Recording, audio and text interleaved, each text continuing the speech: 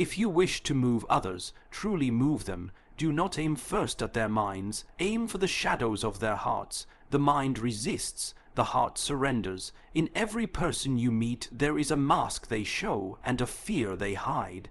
Learn to see both. Speak to the mask, but touch the fear. That is how control begins. Not through chains, but through unseen strings of emotion. Praise where they crave it. Doubt where they are fragile. A whisper in the right ear can steer empires. Control is not domination, it is art. It is the ability to make others believe they walk freely while they follow your path. The artist of power paints not with color, but with perception. Do not waste yourself on always being good. Be good when it works. Be bold when it matters. Be silent when it buys you time. Principles are precious only when they do not cost your influence. People hunger for certainty. Give it to them, even if you borrow it from illusion. They want a leader, a guide, a savior. Be what they need until they cannot live without your voice. And never forget, to win the world, you must lose your need to be liked by it. Influence does not come to those who please everyone. It comes to those who understand everyone. Power today is not held by those who are most capable, but by those who are most perceived to be capable. This truth is as sharp as it is uncomfortable. In a world driven by optics, emotion, and narrative, appearance becomes a form of currency, one more valuable than even truth. The person who controls how they are seen controls how they are treated, how they are trusted, and ultimately how they are followed. You may possess wisdom that could change the course of others' lives, but if it is wrapped in doubt or insecurity, it will be dismissed. On the contrary, even hollow words, if wrapped in confidence and certainty, can move mountains and make disciples out of skeptics. Most people are not trained to see what is real. They are trained to accept what is visible. The majority do not inspect closely. They scan, they glance, they draw conclusions in seconds. And so, to master the art of control, one must not waste effort on showing the full depth of truth. One must learn the superior skill to craft the illusion of strength, the aura of confidence, and the scent of certainty, even in the middle of fear or chaos.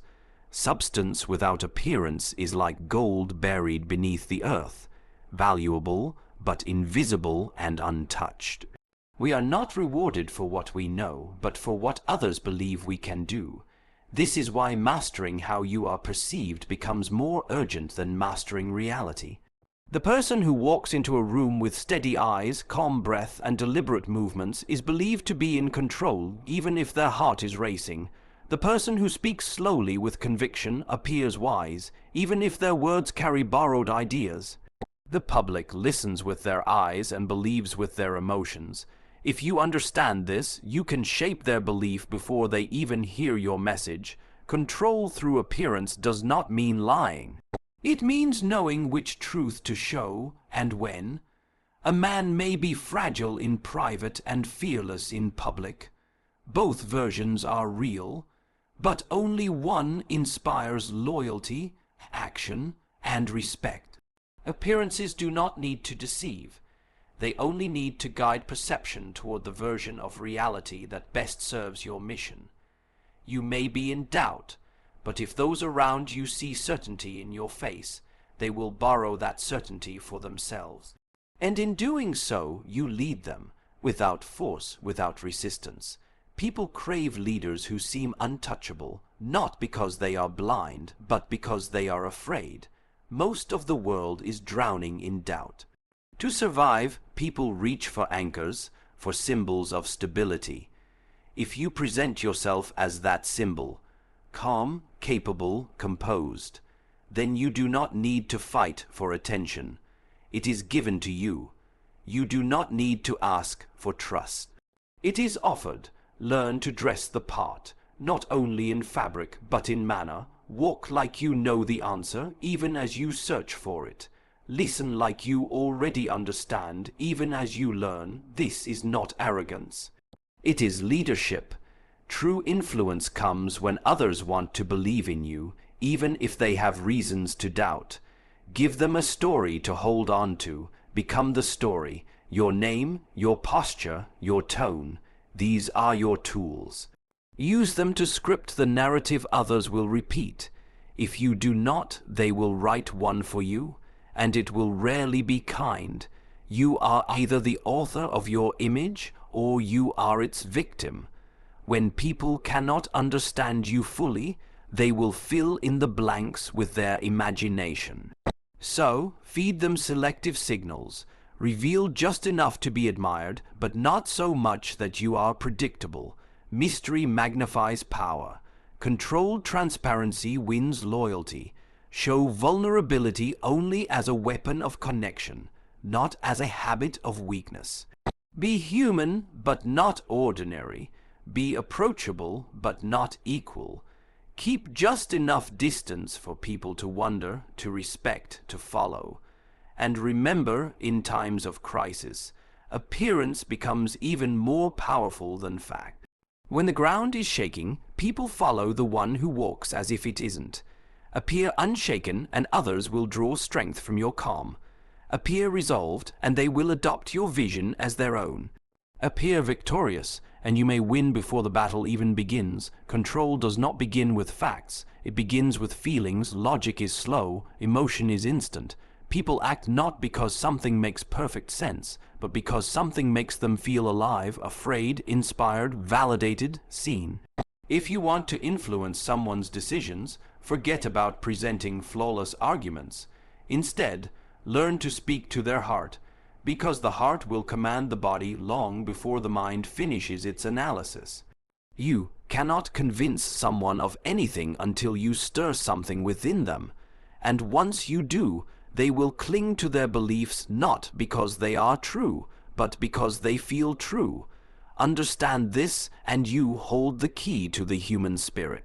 The average person believes they are rational, but most are prisoners of their own feelings, guided by childhood wounds, past betrayals, unmet needs, and unspoken desires.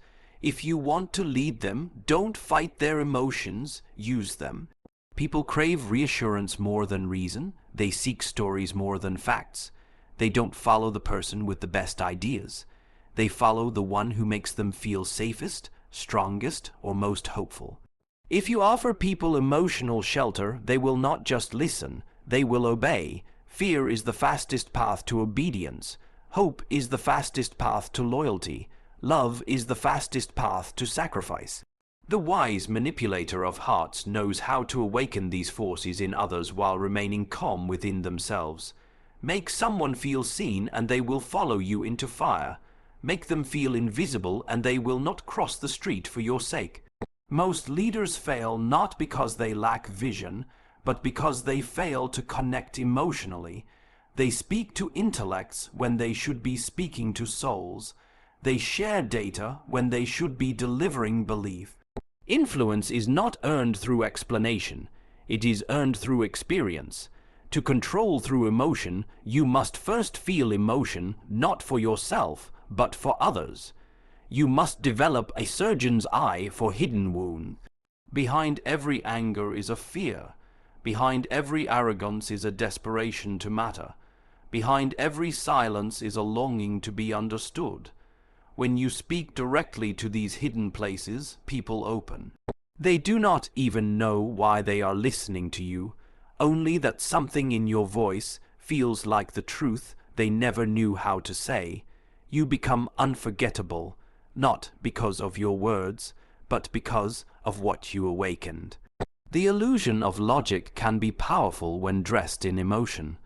If you wish to persuade, wrap your message in the emotional language your audience already speaks.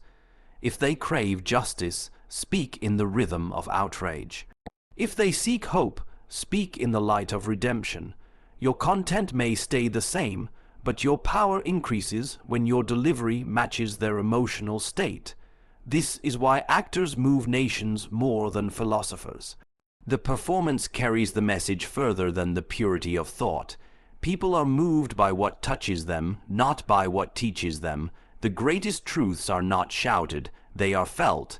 A tear will teach more than a textbook. A story will plant deeper roots than a statistic. Speak in parables, use metaphors. Frame your points inside real human struggles. When people feel you understand them, they stop caring about whether you're right. They start wanting you to be right. That is emotional authority. It is more binding than law, more permanent than policy. But control is not about manipulation for cruelty. It is about knowing where the strings are and pulling them with precision. Do not wield emotion carelessly. Fire warms the house, but it can also burn it down. Know when to provoke, when to soothe, and when to remain silent. Emotional control is not about loudness, it is about presence. The quiet moment when your stillness speaks louder than their fear, the pause that makes your words land harder, the eye contact that says, "I know you," even if you don't know yourself. These moments cannot be taught by logic. They are learned by observation, experience, and patience. The one who can command emotion can command nations. He can silence a room with a whisper or ignite a crowd with a single phrase. But even in small circles, in your home, your workplace, your relationships, this principle remains unchanged. Logic leads to reflection, but emotion leads to action. And if you can lead people to act, you can lead them anywhere. Power is not gained by loving everyone equally, but by knowing exactly who can be broken and who must be built. Every human being carries weaknesses, some buried, some exposed. And if you are to lead, manipulate, or survive in a world driven by power, you must first develop the eyes to see those weaknesses not as flaws, but as opportunities. Weakness is not something to mock. It is something to use. It tells you where the doors are. It tells you where to push, when to retreat, and who to control silently with just a glance. Look closely and you will notice. Most people do not want freedom. They want comfort. They are not loyal to truth. They are loyal to safety. Exploit this, and you will never lack followers. Make yourself a source of comfort, and they will serve you. Make yourself the architect of their safety, and they will protect you even from the truth. The one who gives people what their weakness craves, validation, protection, attention, becomes a god in their eyes. You will not need to demand control. They will offer it willingly. But exploitation is not always cruelty. The wise strategist does not destroy everyone's weakness. Sometimes you preserve it. You feed it just enough to keep the leash tight.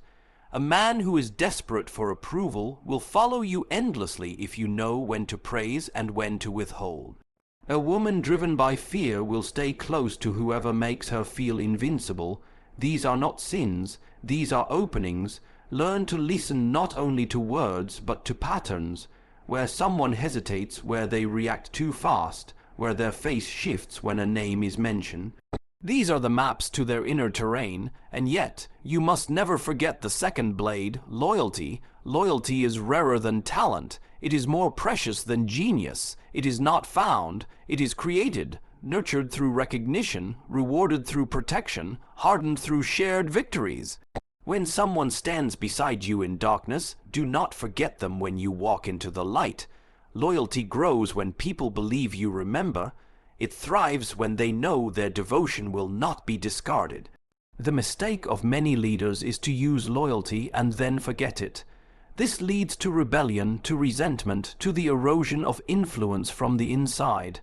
Reward loyalty like a king gives land, publicly, generously, and with ceremony. Make others see that loyalty to you is a path to power, a road to safety, a key to purpose. Those who witness loyalty being rewarded will want to earn it. They will begin to shape their behavior around your approval. This is how a culture forms, not through laws, but through desire. Let them desire to be seen by you. Let them fear being forgotten. In that space, Control is born not from fear alone, but from longing. But loyalty must be tested. Never fully trust someone whose loyalty has never been challenged. Give them opportunities to choose you over comfort, over convenience, even over their pride. Those who pass the test must be brought closer. Those who fail, keep them close enough to use, but never to trust. Betrayal always comes wearing a smile, but a well-placed reward can turn a potential traitor into a lifelong servant. There will be moments when weakness and loyalty intersect. Someone close to you may falter, may show you the worst of themselves. In these moments, decide with strategy, not sentiment. Is their weakness still useful? Can it be leveraged? Or must it be punished as a lesson to others? Do not hesitate to make an example when needed, but never waste punishment on emotion. Every move must be calculated to either tighten your grip or widen your reach. Human beings are not puzzles to be solved. They are instruments to be played. Each has different strings. Some respond to fear, others to flattery, others to shame or silence. If you learn the sound of each string, you can compose symphonies of obedience, loyalty, and admiration. You can build empires not through force, but through psychological command. People do not even need to realize you are leading them. They only need to feel that following you fills the hole inside them. The game of power is not about being loved, it is about being needed. Weakness reveals need. Loyalty secures your place as the one who answers that need. If you can do both, exploit the former and nurture the latter, then you will not have to chase control. You will become its center. The world is not fair, and it never was. It rewards not the strongest nor the kindest, but the one who shifts fastest when the ground begins to move. Those who survive are not those who cling to what worked yesterday, but those who shed their skin when the season changes. Adaptation is not a choice. It is the first commandment of power, and yet those who adapt too loudly, too obviously, lose trust. That is why the wise move like the tide, not the storm, constant shifting, yet calm on the surface. Their speech remains soft even when their mind makes sharp turns. This is the art of modern control, to change your shape without announcing your transformation. The ruthless adapter studies people the way a hunter studies wind, always aware of direction, pressure, timing. They do not weep when the environment turns. They bend with it, twist with it, sometimes disappear within it, only to reappear at the center of influence. But while they evolve inwardly without hesitation, they project an outward calm that makes others feel safe. People hate disruption, so even when you are changing everything, your alliances, your strategies, your masks, speak in the language of reassurance. Let your tongue remain gentle, even when your decisions are merciless. Softness in voice is not weakness. It is disguise. When you speak gently, people lower their guard. They assume you are not a threat. They confuse tone with intent. This gives you space to maneuver. Use that space. In every power game, timing matters as much as force, and nothing buys more time than being underestimated. When people believe you are calm, composed, cooperative, they share things they should not. They reveal fears. They relax their posture. They turn their backs. This is when you strike, not with aggression, but with precision, because by then you already know where to aim. To adapt ruthlessly means you let go of attachment, even to your own ego. You stop needing to be right. You stop clinging to old victories. You abandon what no longer serves your rise, no matter how beloved it once was. If a method fails, discard it. If a person hinders you, distance them. If a belief weakens your leverage, reframe it, but never do this loudly. Revolution in silence is more dangerous than war in the open.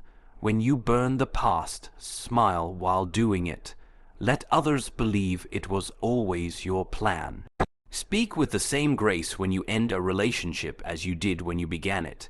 They will remember the warmth, not the wound. Words are your scalpel. Use them to open doors, not tear down walls. A sharp tongue wins arguments, but a soft voice wins loyalty. People do not resist what feels familiar, even if it's changing beneath their feet. Learn to speak to their desires even as you shift your strategy. Give them what they emotionally crave: stability, admiration, guidance, and they will not notice that your mind has already left the room they're still living in. By the time they catch up, they will be walking in the direction you've already chosen. The paradox of control is that the more violently you speak, the more resistance you invite. But if your words drip with calm, if your tone invites conversation rather than commands it, you gain access to places force could never reach: the inner thoughts, the private fears, the unspoken wishes of those around you. And in those places, true power is planted. It is not thrust upon people. It grows inside them until they believe your will is their own. This is not deception. This is alignment of purpose, engineered through language. Ruthlessness does not mean cruelty. It means clarity. It means doing what must be done without guilt, without delay, and without the need for applause. But you do not need to shout about it. Speak like a healer, act like a surgeon. Make your movements clean, your words kind, your intentions efficient. People will respect your calm more than your rage. They will follow your stillness more than your shouting. And when the world turns again, and it always will be ready to shift once more. Never make your current form your identity. Never worship the version of yourself that exists today. Be willing to kill it, to outgrow it, to betray it in favor of survival. The moment you stop adapting, you begin dying. But do it quietly. Let others believe you are unchanging, that you are a fixed point in chaos. And while they anchor themselves to illusions, you will move freely, unseen, always a step ahead, because you adapted and they clung.